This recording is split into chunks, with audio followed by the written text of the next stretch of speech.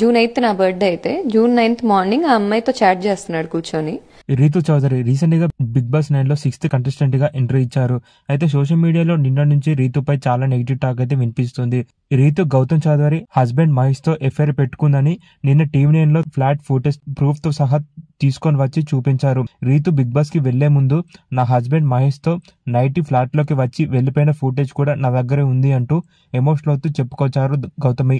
అలాగే రీతు తన హస్బెండ్ తో ఉన్న ఫుటేజ్ ని సోషల్ మీడియాలో పోస్ట్ చేశారు గౌతమి చౌదరి. అలాగే రీతు తన హస్బెండ్ తో మాట్లాడిన వాట్సాప్ చాట్ కూడా లీక్ చేశారు గౌతమి. ప్రస్తుతం గౌతమి చౌదరి మాట్లాడిన మాటలు ఇప్పుడు సోషల్ మీడియాలో చాలా వైరల్ అవుతుంది.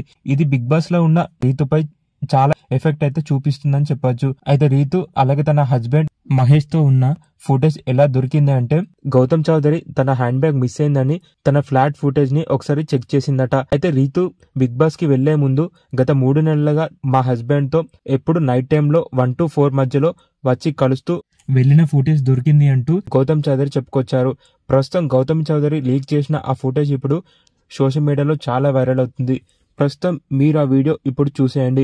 మీకు కనుక మా వీడియో నచ్చితే లైక్ షేర్ అలాగే మా ఫిలిమ్స్ అప్డేట్ ఛానల్ని సబ్స్క్రైబ్ చేసుకొని పక్కన బెల్ ఐకాన్ మాత్రం క్లిక్ చేయండి.